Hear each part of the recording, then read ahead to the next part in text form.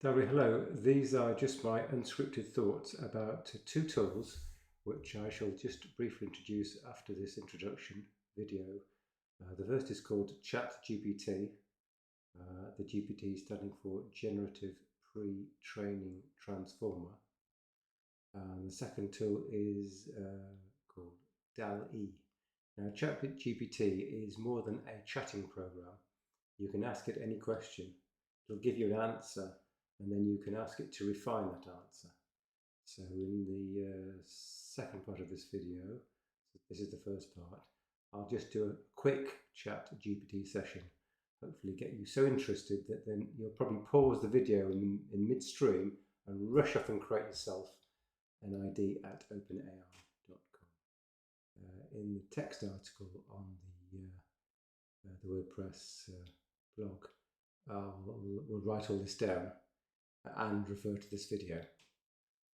The second tool, DALL-E, is another artificial intelligence tool developed by the same crowd at openai.com. And that tool can generate a picture, an image of anything that you ask. Now, you might be a bit skeptical, so again, I've done a little demonstration of the DALL-E tool in the third part of this video. And that's it. Okay, so the assumption is that you have created a user ID at the openai.com website, and we're now logging into the ChatGPT website, and we're going to tell a little story about a rabbit and a kitten. So we've got the punchline or the question lined up here. I'm now going to hit enter.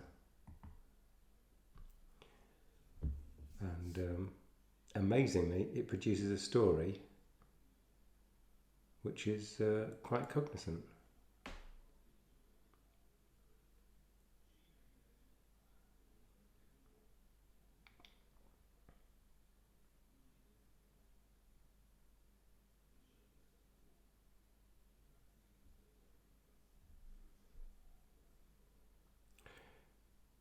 Now you see it's rambling on and on and on, and I ran this a few minutes ago.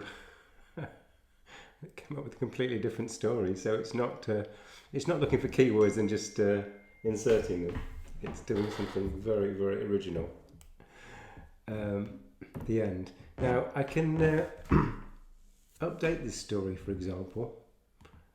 I can say update this story to express the virtue of patience.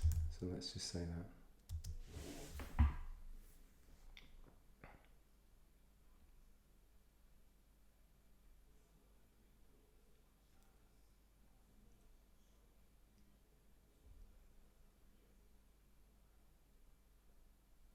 So it's talking about Benny and the kitten called Little B, became best of friends.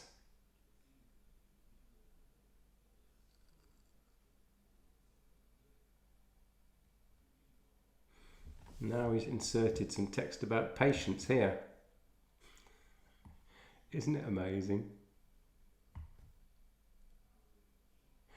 So imagine you're a student and you're asked to write a short essay about two animals, and the teacher also said, please emphasize the virtue of patience. So this tool would create that. And the teacher might say, oh, well, please can you put in a joke or an anecdote at the end? So I'm going to say something like, update story to include an anecdote at the end. So it's giving it another go, it's updating the story.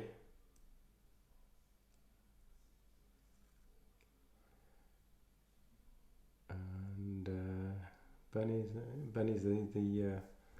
the rabbit, Little B's the kitten. Still kept the patience in there, the stuff on patience is in here. He came across a steep hill. He managed to complete it with the patience.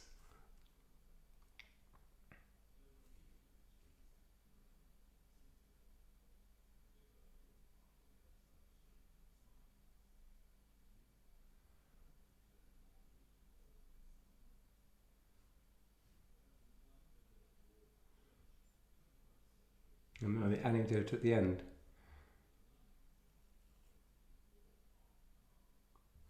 So as you can see, it's just a flippin' amazing tool. Just this one tiny example, it's produced a lot of text, and what can I say? I did actually ask it to write a covering letter to me for me to become the Prime Minister of the UK, and this is what it came up with.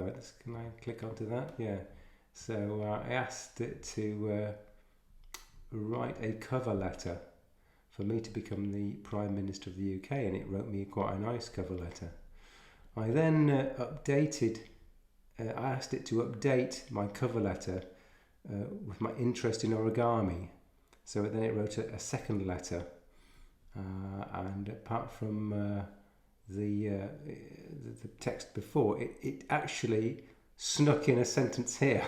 Additionally, I have a personal interest in origami and have used skills in this art form to help facilitate team building and problem solving. So it added that in there. And later on, I said, please update this letter with my considerable experience with cats. So it rewrote the letter, and it said, additionally, I have considerable experience with cats, having owned and cared for several throughout my life. I believe that my experience with these independent and often unpredictable creatures has taught me valuable skills in patient problem solving and adaptability that will serve me well as Prime Minister. It's just flipping amazing. This is just two kind of random examples which I'm hoping will just blow your mind and make you want to sign up immediately and also start doing more research. Okay, thank you. This is part one of many.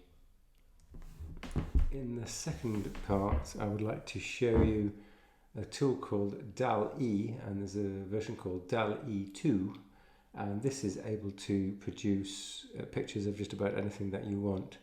And if you are a writer or a journalist or someone who uses images, you'll know that you can't or you shouldn't use just any old image and stick it into your writings, because those images are usually copyrighted and you need to pay for those images. So imagine if there was a tool, and here it is, whereby you can just get a royalty-free image out of nowhere just by asking it to produce an image of something that you would like. So I'm afraid, image sellers, you're in for a bit of a nasty shock in the future. So let's just start off by asking for a Bengal kitten sitting on a table. When you're doing this, it comes up with all sorts of little pictures here, some examples of what you can ask for. You can literally ask for anything, and it will create a picture of what you have asked for. So there we have a Bengal cat sitting on a table. So I can say, well, yeah, okay, I'll say using an iPad. Let's do that.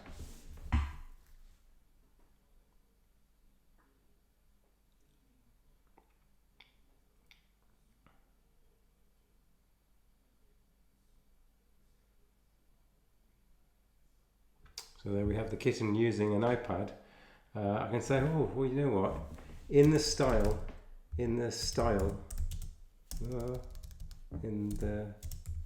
of Matisse. Am I spelling that right? So you can say in the style of a famous painter.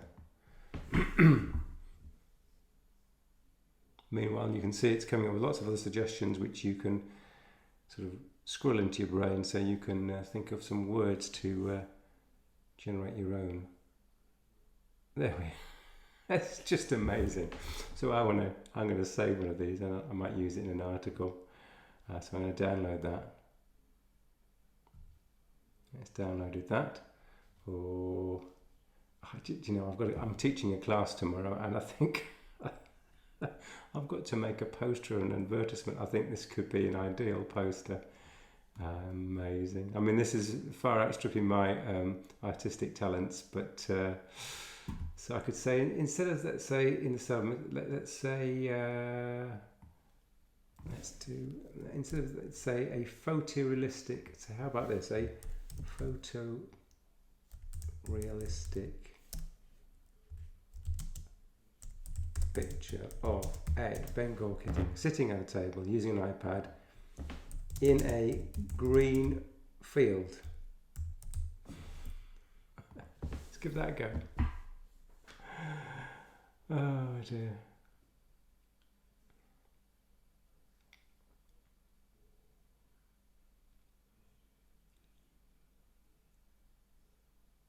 Yep. We've got a picture of a Bengal kitten with an iPad in a green field. I like the ears. Let's download this one. So I've just showed you the second of the two tools, DALL-E, and I hope you can see that both of these tools are absolutely flipping amazing. I recommend that you join openai.com, create yourself a user ID and password. ChatGPT is becoming so overloaded that you'll have to log in at unsociable hours to even just to get a look in. The DALL-E picture generator is somewhat less busy. I think everyone is trying to get their homework sorted out on ChatGPT, and that it leads to another point. Thank you. So just to finish off, I've introduced the topic. I've shown you two examples of ChatGPT and DALL-E, and hopefully your mind is basically blown, and you'll be rushing off to create that user ID and testing it out for yourself. Now, in my line of work, which is basically IT, or was IT, I've seen many changes. Now, I can just point to some exact examples. So here we have a computer that I built over 40 years ago. It's still working, and that's a text-based computer with no graphics, and it runs, part of it's running a Zilog Z80 processor. That's running at 4 megahertz. So we've come a long way in those 40 years, and I can tell you that the tools that I've been looking at and describing in this video far exceed the expectations I could ever dream of. But unlike in the 1970s and 80s, when we had things like a calculator or electronic calculator, which Sinclair promoted in England, the calculator was an enabler. It could help you solve a problem. And it didn't solve the problem itself. It just helped you solve a problem. And in today's world, for example, as a runner and sometimes an ultramarathon runner, I do make exhaustive use of navigation equipment, GPS navigation equipment, without which I probably wouldn't finish a race. And again, the typically Garmin watches that I would use help me finish the race. They don't run the race for me. I think you can see where I'm going with this. Now, if we come to a tool called like ChatGPT, it's such a powerful tool. You can use natural language to actually ask it to write you the answer to an essay. So if I was a student and I was asked to write an essay in 500 words, I tried this last night, to summarize one of my most favorite films, Gattaca. So I asked ChatGPT to write a critique of Gattaca in 500 words. It did it. And I thought, do you know what happens if my lecturer had asked me to write it in 1,000 words? So I said, please update the story and update the critique in 1,000 words. And to my absolute amazement, it expanded on the solution and wrote a very readable and intelligently spoken or intelligently written 1,000-word piece.